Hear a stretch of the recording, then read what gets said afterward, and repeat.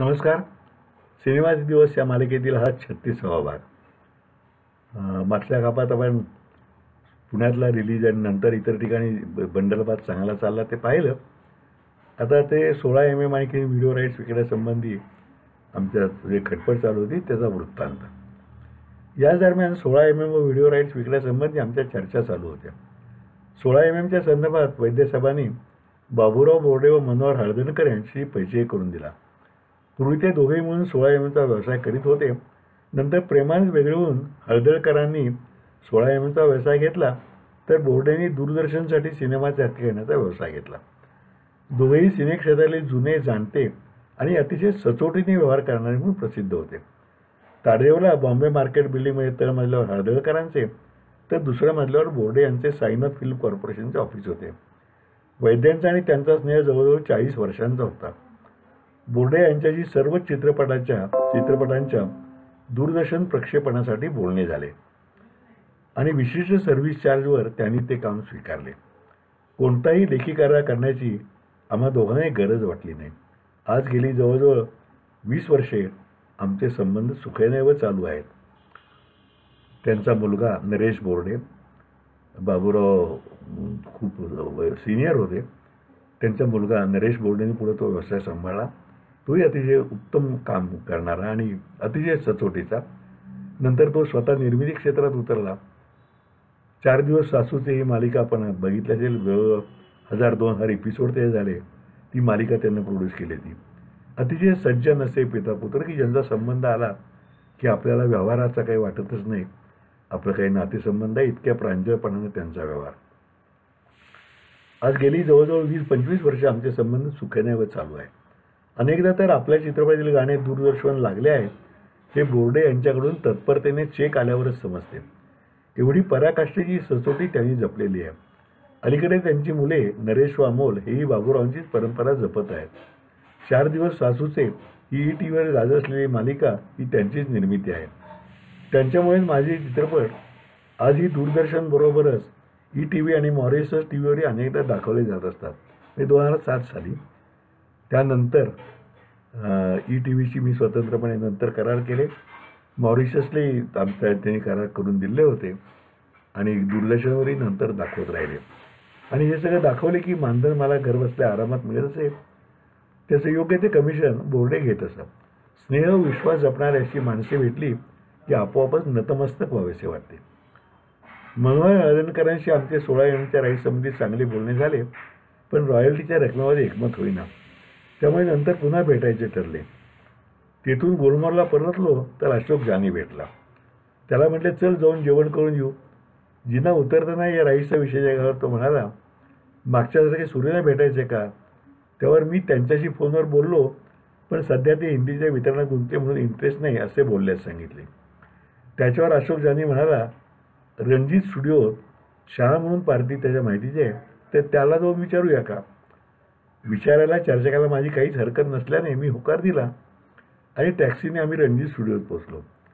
Ranjit studio म्हणजे मोठी property आहे दादर स्टेशनच्या ईस्ट पूर्वच्या दादरच्या समोर.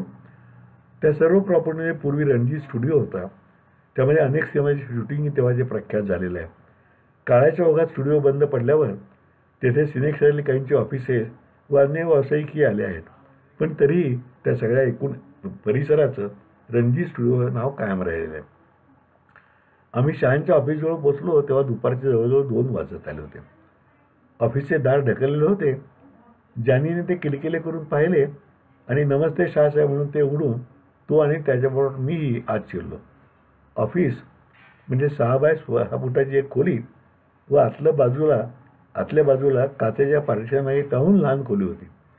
बाहेर टेबल व 4 खुर्च्या आणि शाह आतल्या खोली बसून डबा खात होते. त्यांनी जेवण चालू ठेवतच मान वर करून बघितले आणि या बसावर काही न म्हणता क्या है असे विचारले.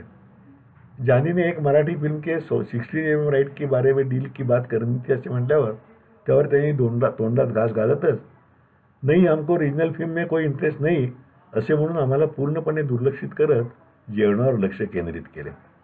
आम्ही दोघंही निमूटपणे बाहेर पडलो. मला त्यांचं वागणं अपमानास्पद वागणं जिव्हारी लागलं होतं. त्यांनी आम्हाला एखाद्या याचकाला कटवावे तसे कटवले होते. मी जादेला म्हटलं, अशोक, आपण 9-10 लाख रुपये घालून रिस्क घेऊन पिक्चर बनवतो आणि हे त्याच्यावर आरामात पैसे मिळवतात. ते मिळवू दे, पण निर्मात्याला वागवायची ही रीत आहे का रे? त्याने या बसावून नंतर नकार दिला असता तरी माझं काय म्हणणं नव्हतं. आपण काही भीक मागायला गेलेलो भिकारी नव्हतो. आता एक करूया, कोणाकडे अमुक राईट्स घेता का म्हणून मी जाणार नाही आणि माझ्याकरता तूही जाऊ नकोस. झाली एवढी आपली शोभा पुरेशी आहे. कोणी घेणार आले नाहीत तर तेवढा तोटा झाला तरी चालेल, पण असला अपमान काय परत मी सहन करणार नाही. तो अपमान मी आयुष्यात कधी विसरू शकेन असं मलाही वाटत नाही. त्याच दिवशी संध्याकाळी एकच केले की मनोहर हळदणकरांच्याकडे जाऊन त्यांच्या अपेक्षित रकमेला 16 MM हक्क त्यांना देऊन टाकले. पुढे 8 दिवसातच नितीनकडे एकाची उत्तम रकमेची व्हिडिओ राईट्सची ऑफर आली आणि ती मान्य करून मी तेही राईट्स देऊन पैसे मिळवून रिकामा झालो.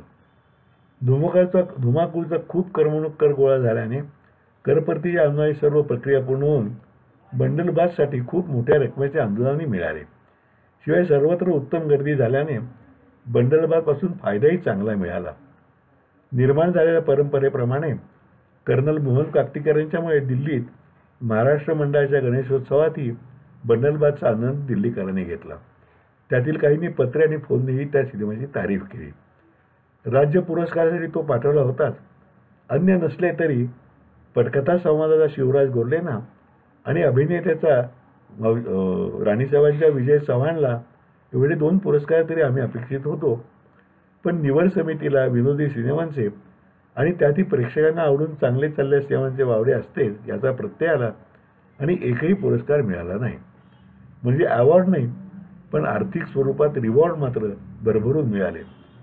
दर्जेदार चित्रपटाबरोबरच आपण निखळ मनोरंजनाचा चित्रपट निर्माण करू शकतो हे मी सिद्ध केलं होतं. त्या क्षणी तरी मला ते पुरेसं वाटत होतं. बंडलबाजचा शेअर चांगला येत होता आणि त्यामुळे त्याचा करमणूक करही चांगला गोळा होता. त्या करा एवढे अनुदान माझ्या पुढचे सिनेमासाठी मिळण्यास मी आपोआपच पात्र ठरत चाललो होतो. पण तरीही आता सर्व दृष्टीने सिनेमाची हौस यशस्वीरित्या भागली असे वाटल्यामुळे नवीन सिनेमाचा विचार मनात नव्हता. आमच्या युनिटमधील तंत्रज्ञ व कलाकार यांचा आग्रह चालू होता, पण मी त्याला दाद देत नव्हतो. इतर निर्मात्यांच्या गाठी पडल्या की ते एवढा टॅक्स गोळा झाला आणि तुम्ही गप काय बसलात असे म्हणायचे. पण आता आपल्या हौस भागली असल्याने हा छंद पुरे अशीच माझी धारणा होती. सभा समारंभांना प्रमुख पाहुणा म्हणून गेलो तर नवीन स्क्रिप्टचे काम चालू आहे असे उत्तर द्यायचे माझ्या अंगवळणी पडले होते. अशा रीतीने जवळजवळ 1.5-2 वर्षांचा काळ शांतपणे कर सल्लागाराचा व्यवसाय उत्तम रीतीने करण्यात गेला. पण गेल्या 6 वर्षात सिनेमाचे काहीच चालू नाही असा एवढा प्रदीर्घ काळ कधीच गेला नसल्याने मलाच अस्वस्थ वाटायला लागले. खरं तर तसं वाटण्याचं काही कारण नव्हतं. मान सन्मान पुरस्कार बऱ्यापैकी फायदा हे सर्व सिनेक्षेत्रात मिळवून झाले होते. पण कोल्हापूरच्या सिनेमावाल्यांची एक म्हण आहे की एकदा सिनेमातील कटवडा आणि पाव खायची सवय लागली की ती सुटत नाही. कदाचित माझ्या अस्वस्थतेत तेच कारण असावे. कोल्हापुरात सिने निर्मात्यांनी स्थापन केलेल्या महासंघाचा त्यांनी मला उपाध्यक्ष केले होते. त्यांच्या एका सभेच्या वेळी आपण ताप घेऊन सिने निर्मिती का करतो असा विषय निघाल्यावर मी त्यांना माझी सिने निर्माता ही कविता वाचून दाखवली होती. सिने निर्माता ही कविता मी मध्यंतरीच्या काळात केली ती की का आम्ही निर्माण करतो, त्याचा ताप काय असतो आणि त्यांना काय आनंद मिळतो आहे. ती कविता अशी होती. सिने निर्माता.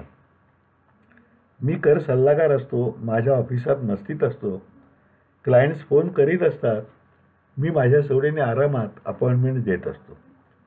मी जेव्हा निर्माता बनतो, नटनटे आणि तंत्रज्ञ यांच्या दारात उभा असतो, त्यांच्या डेट्सचा भिकारी असतो, कर्णाचा पार याचक हरघडी झालेला असतो.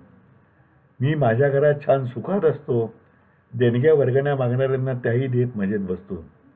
मी जेव्हा निर्माता बनतो, फायनान्सरची वाट बघतो, टॅक्स रिफंडच्या स्कीमचा मी जणू भिकारी बनतो. माझा बँक बॅलन्स कोणी कधी विचारत नसतो. कॅश कशाला साहेब, चेकची जरूर नाही, तुमचे पैसे म्हणजे जरूर स्टेट बँकच म्हणत असतो. मी जेव्हा निर्माता बनतो, माझी पत शून्य बनते. चेकची तर बातच सोडा, करकरीत नोटासुद्धा जो तो पुन्हा पुन्हा मोजून देतो. अपिलासाठी जाताना एक क्लायंट गाडी घेऊन येतो. साहेब तुमच्या सवडीने निघू असे आजीजीने म्हणत राहतो. मी जेव्हा निर्माता बनतो माझ्या मारुतीची पुरती टॅक्सी झालेली असते. नट नट्या फळ्या प्रॉपर्टी आया बाया कोंबड्याही डरटी वाहून वाकून थकून जाते. माझा ड्रायव्हर शॉट देत असतो आणि माझा ड्रायव्हर झालेला असतो. अशा वैतागवेळी इतर निर्मातेही भेटतात. शेपूट तुटक्या कोल्ह्यासारखे राजा होण्याच्या स्वप्नमोहात सारेच जण वावरत असतात. मनोमनी एकच प्रश्न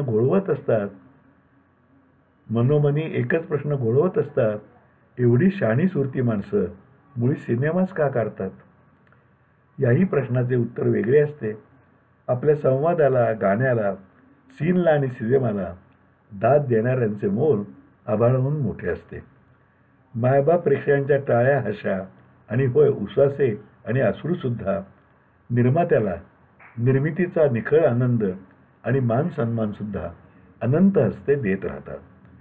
या त्यांच्या भरभरून देण्यातच माझ्या उद्याच्या वैतागाचे खरेखुरे मूळ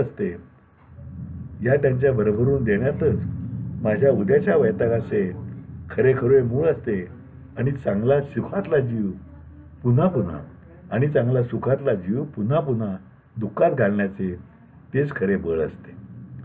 माझी तेव्हाची मनस्थितीच त्या कवितेत व्यक्त झाली होती आणि पुन्हा सिनेमा काढण्याचा विचार बहुधा डोक्यात हळूहळू यायला लागला होता.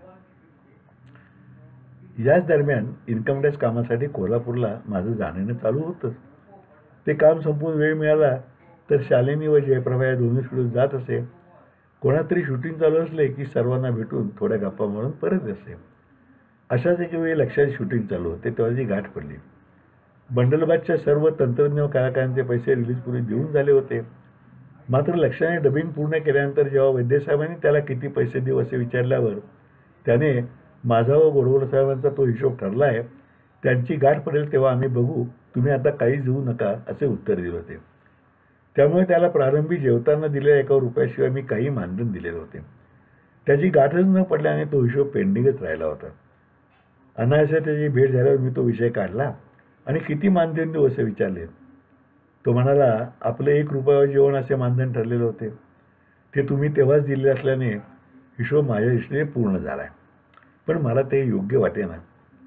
म्हणून मी पुन्हा पुन्हा आग्रह केल्यावर तो म्हणाला, मी सांगणार नाही, तुम्हाला द्यायचे ते योग्य द्या, वाटेल तेवढे द्या, मी मोजूनसुद्धा बघणार नाही आणि काही नाही दिले तरीसुद्धा काही हरकत नाही. मी मनात हिशोब केला. सर्वच कलाकार माझ्याकडून केवळ स्नेहबंधामुळे इतरांच्यापेक्षा निम्मे मानधन घेत. त्या कामासाठी लक्षाने इतर निर्मात्याकडून वाजवून किती मानधन घेतले असेल त्याच्या निम्मे तरी आपण द्यायला पाहिजेत, निम्मे पाव तरी द्यायला पाहिजेत असे वाटले. पण हिशोबीमान ही फार गमतीची गोष्ट आहे.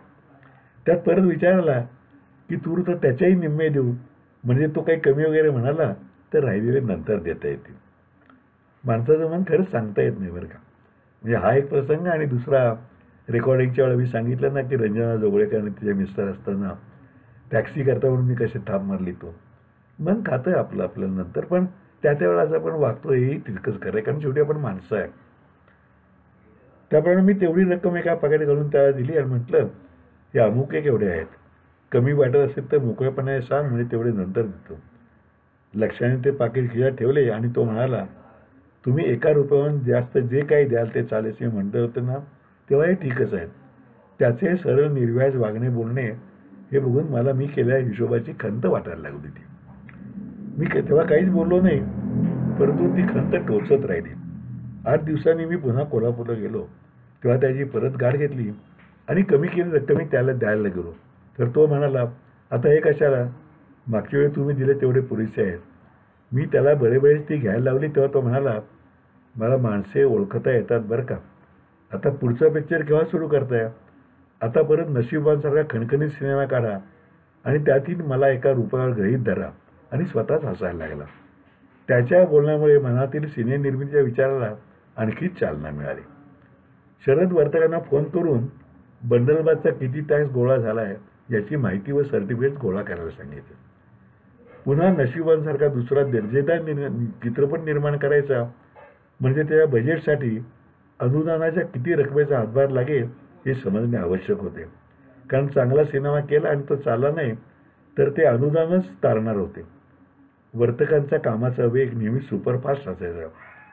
त्यांनी 10 दिवसातच संभाव्य अनुदानाचा जो अंदाज काढून दिला तो भरभक्कम, म्हणजे जवळजवळ सिनेमाच्या बजेटच्या 90% जास्त होता. त्याचाच अर्थ तोटा आलाच तर तो फक्त आता 10-20% आसपास मर्यादित राहणार होता. म्हणजेच रिवॉर्डवाला विनोदी चित्रपटाऐवजी अवॉर्डवाला दर्जेदार चित्रपट करायला हरकत नव्हती. आणि मग मी ठरवले की आता त्याच मार्गानं जायचं. त्यासाठी कथा कोणाची घ्यावी असा विचार करताना वाटले की आता आपला या तंत्राचा अभ्यास आणि अनुभव बऱ्यापैकी झाला आहे. काही सीन्सवर संवाद लिहून ते चांगले जमते असा अभिप्राय मिळाला आहे. तर मग आपणच कथा पटकथा संवाद स्वतःच का लिहू नये. एव्हितेवी हा व्यवसाय बेभरोशाचाच आहे. तर मग दुसऱ्याने लिहिलेल्या स्क्रिप्टवर धोका पत्करण्याऐवजी तो धोक्याचा खेळ स्वतःच्या स्क्रिप्टवर खेळायला काय हरकत आहे. आणि ठरवले की कथा पटकथा संवाद आणि गीते आपणच लिहायची. त्या दृष्टीने मूळ कथावस्तू कशी असावी याचा विचार सुरू केला. ही गोष्ट आहे साधारण 1992च्या जुलै-ऑगस्टमधील. तेव्हा 1.5 वर्षापूर्वी जागतिकीकरणाचे पर्व सुरू होऊन भारतात पर्व सुरू झाले. त्याचे परिणाम दिसू लागले होते. कुटुंबाचे विघटन व्हायला त्यापूर्वीच प्रारंभ झाला होता. संस्कारापेक्षा पैसा व चैन हीच नवीन पिढीची दैवते होऊ लागली होती. त्यामुळे कुटुंबात दुरावा निर्माण होत होता. या सगळ्याचा विचार करून माझ्या मनात कथासूत्र आकार घेत होते. त्या मूळ प्रश्नाला धार्मिक सद्भावनेची जोड देण्याचा विचार करत मी तीच कथा मनातल्या मनात पूर्ण करत गेलो. कागदावर त्यातील एकही ओळ उतरवली मात्र नव्हती. कथा पूर्णपणे मनात होती पण कागदावर काही लिहिलं होतं. वैद्यसाहेबांना फोन करून ते कथासूत्र सांगितल्यावर त्यांनी पसंत दर्शवली व म्हणाले की तुम्ही कथा व पटकथा लिहून काढा, म्हणजे आपण बसून चर्चा करू, नंतर संवाद द्यायला घ्या. मी म्हटलं तसे न करता एकदमच संवादासह सर्व सीन्स लिहून काढतो, मग ते पाहून वाटले तर बदल करू. मी आयुष्यात प्रथमच हा उद्योग करत होतो. त्यामुळे एखादा जाणकार बरोबर असला तर आत्ता तर ते उपयुक्त झाले असते. म्हणून मी पितांबरला फोन करून विचारल्यावर त्याने आनंदाने होकार दिला. मी माझ्या इन्कम टॅक्स कामाची धावपळ बघून 1 आठवडा यासाठी वेळ काढायचे ठरवले आणि त्याप्रमाणे पितांबरला निरोप दिला. पितांबर आल्यावर रजताद्री हॉटेलमध्ये त्यासाठी बुक केलेल्या खोलीत त्याचा मुक्काम राहणार होता. माझे घर व ऑफिस दोन्ही एकत्र असल्याने घरी बसून ते लेखन करायचे म्हणजे 100 वेळा त्यात व्यत्यय आला असता. म्हणून रजताद्रीच्या खोलीतच आम्ही स्क्रिप्ट रायटिंग रूम बनवण्याचे ठरवले. रोज सकाळी 7 ते दुपारी 1 पर्यंत मी घरातील व इन्कम टॅक्स ऑफिसमध्ये काम पूर्ण करायचं. मग दुपारी 2 ते सायंकाळी 7 पर्यंत रजताद्रीत लेखन करायचे. 7 ते रात्री 9 पर्यंत ब्रेक घेऊन पुन्हा रात्री 9 ते 12 पर्यंत स्क्रिप्टचे काम करायचे असा कार्यक्रम ठरवला. आखीव वह्या, कार्बन पेपर्स, काळी बॉलपेन्स हे सर्व साहित्य ते नेऊन टाकले आणि श्री गणेशाय नमः म्हणून लेखनाचा मुहूर्त केला.